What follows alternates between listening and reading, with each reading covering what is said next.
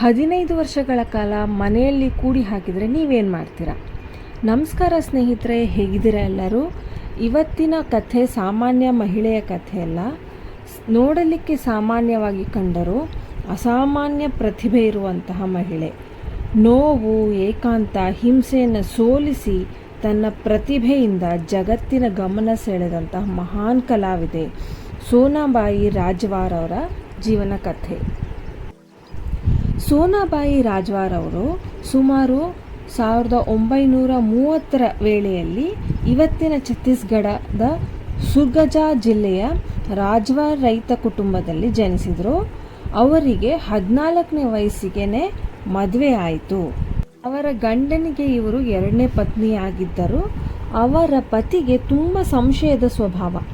ಹಾಗಾಗಿ ಅವರನ್ನು ಮನೆಯಿಂದ ಹೊರಗೆ ಹೋಗಲಿಕ್ಕೆ ಬಿಡ್ತಾ ಇರಲಿಲ್ಲ. ಅವರು ಮನೆಯಲ್ಲೇ ಬಂಧಿಸಿ ಇಡ್ತಾ ಇದ್ರು. ಮನೆಯಿಂದ ಹೋಗಲಿಕ್ಕೆ ಬಿಡ್ತಾ ಇರಲಿಲ್ಲ. ಯಾರೊಂದಿಗೂ ಮಾತಾಡ್ಲಿಕ್ಕೆ ಬಿಡ್ತಾ ಇರಲಿಲ್ಲ.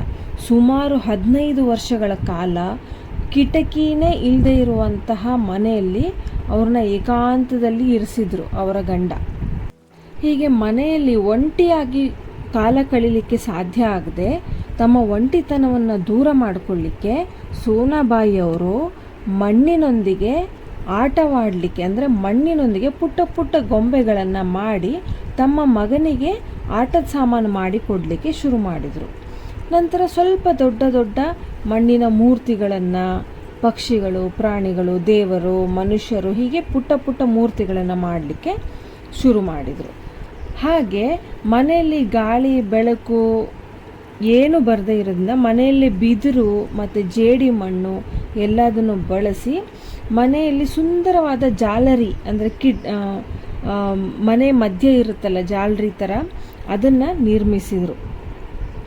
ಸುಂದರವಾಗಿರುವಂಥ ಬೇರೆ ಬೇರೆ ಬಣ್ಣಗಳನ್ನು ಬಳಸಿ, ಅಂದರೆ ಮಸಾಲೆ ಪದಾರ್ಥದಿಂದ, ಅರಿಶಿನ ಮುಂತಾದ ಮಸಾಲೆ ಪದಾರ್ಥಗಳಿಂದ ಅದನ್ನೆಲ್ಲ ರುಬ್ಬಿಬಿಟ್ಟು ಅದನ್ನು ಬಣ್ಣ ಹಚ್ಚಿ ಅದನ್ನು ಗೊಂಬೆಗಳನ್ನು ಬಣ್ಣ ಬಣ್ಣವಾಗಿ ಮಾಡಲಿಕ್ಕೆ ಶುರು ಮಾಡಿದರು.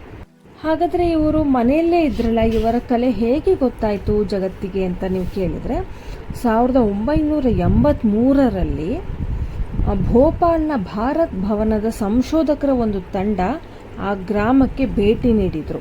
ಆವಾಗ ಪ್ರತಿ ಮನೆಯನ್ನು ಅವರು ಭೇಟಿ ನೀಡಿದರು. ಅಲ್ಲಿ ಸೋನಾಬಾಯಿ ಅವರ ಮನೆಗೆ ಹೋದಾಗ ಆ ಸಂಶೋಧಕರಿಗೆ ದೊಡ್ಡ ಒಂದು ಶಾಕ್, ಒಂದು ಆಶ್ಚರ್ಯ ಕಾದಿತ್ತು. ಅದೇನು, ಇಡೀ ಮನೆಯೇ ಒಂದು ಆರ್ಟ್ ಗ್ಯಾಲರಿ ಥರ ಇತ್ತು. ಇದನ್ನು ನೋಡಿದ ಸಂಶೋಧಕರ ತಂಡ ಈ ಕಲೆಯನ್ನು, ಸೋನಾಬಾಯಿ ಅವರ ಪ್ರತಿಭೆಯನ್ನು ಸರ್ಕಾರದ ಗಮನಕ್ಕೆ ತಂದರು. ಆವಾಗ 1983ರಲ್ಲಿ ಇವರಿಗೆ ಮಧ್ಯಪ್ರದೇಶದ ಸರ್ಕಾರದಿಂದ ಪ್ರತಿಷ್ಠಿತ ತುಳಸಿ ಸಮ್ಮಾನ್ ದೊರೆಯಿತು. ಮತ್ತು 1985ರಲ್ಲಿ ಆಗಿನ ಕಾಲದ ರಾಷ್ಟ್ರಪತಿ ಜ್ಞಾನಿ ಜೈಲ್ ಸಿಂಗ್ ಅವರಿಂದ ರಾಷ್ಟ್ರೀಯ ಪ್ರಶಸ್ತಿಯನ್ನು ಕೊಟ್ಟು ಪುರಸ್ಕಾರ ಮಾಡಲಾಯಿತು. ಸೋನಾಬಾಯಿ ಅವರ ಕಲಾಕೃತಿಯನ್ನು ಬರೀ ನಮ್ಮ ದೇಶದಲ್ಲಿ ಅಷ್ಟೇ ಅಲ್ಲ, ಇವರ ಮಣ್ಣಿನ ಕಲಾಕೃತಿಯನ್ನು ನಮ್ಮ ದೇಶದ ಗಡಿಯನ್ನು ಮೀರಿ ಅಮೇರಿಕಾ, ಆಸ್ಟ್ರೇಲಿಯಾ, ಜಪಾನ್ ಮತ್ತು ಯುರೋಪಿನ ದೊಡ್ಡ ದೊಡ್ಡ ಮ್ಯೂಸಿಯಂಗಳಲ್ಲಿ ಅದನ್ನು ಪ್ರದರ್ಶನಕ್ಕೆ ಇಡಲಾಯಿತು. ಇವರ ಮಣ್ಣಿನ ಕಲೆಗೆ ಯಾವುದೇ ಔಪಚಾರಿಕ ತರಬೇತಿ ಇರಲಿಲ್ಲ. ಅಂದರೆ ಅಲ್ಲಿ ಗ್ರಾಮದಲ್ಲಿ ಮಾಡುವ ಸಣ್ಣ ಪುಟ್ಟ ಕಲೆಗಳವರಿಗೆ ಗೊತ್ತಿತ್ತು, ಆದರೆ ಔಪಚಾರಿಕವಾಗಿ ಇದು ಯಾವುದೇ ರೀತಿಯ ತರಬೇತಿ ಸೋನಾಬಾಯಿ ಅವರಿಗೆ ಇರಲಿಲ್ಲ.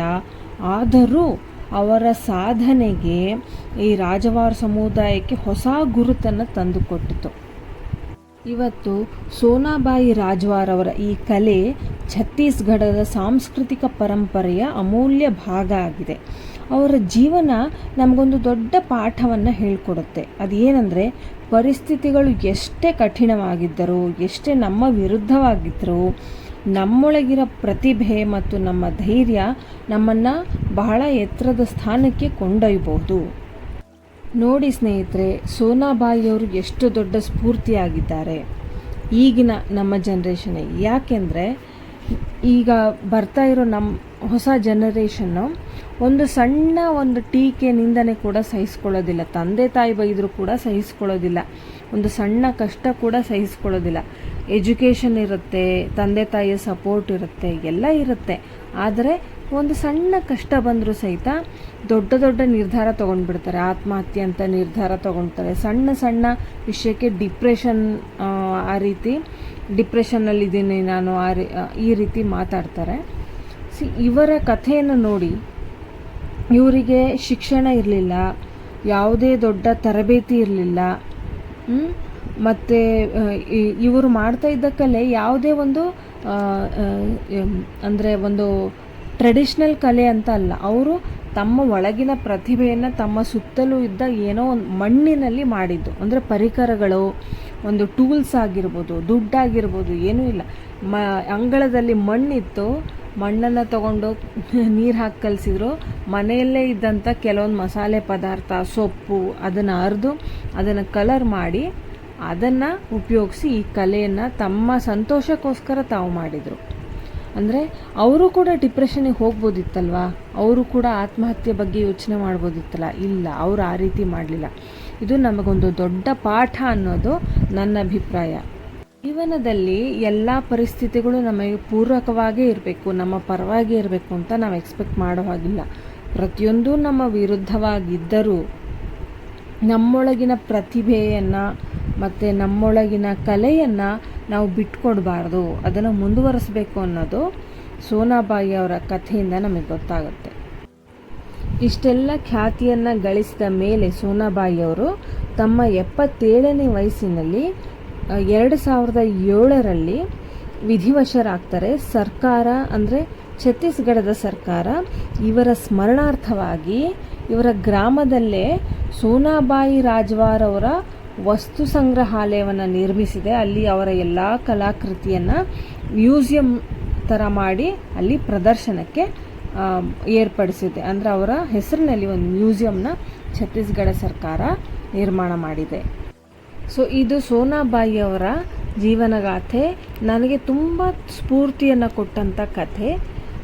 ಇದು ನಿಮಗೆ ಹೇಗೆ ಅನ್ನಿಸ್ತು? ಈ ಕಥೆಯನ್ನು ಕೇಳಿ ನಿಮ್ಮ ಅಭಿಪ್ರಾಯ ಏನು ಅನ್ನೋದನ್ನು ಕಮೆಂಟ್ಸ್ನಲ್ಲಿ ತಿಳಿಸಿ. ಇಷ್ಟೊತ್ತು ನನ್ನ ಮಾತನ್ನ ಪೇಷನ್ಸಿಂದ ಕೇಳಿಸ್ಕೊಂಡಿದ್ದಕ್ಕೆ ಥ್ಯಾಂಕ್ ಯು ಸೋ ಮಚ್. ಈ ವಿಡಿಯೋ ನಿಮಗೆ ಇಷ್ಟ ಆಗಿದ್ದಲ್ಲಿ ಕಮೆಂಟ್ಸ್ನಲ್ಲಿ ತಿಳಿಸಿ.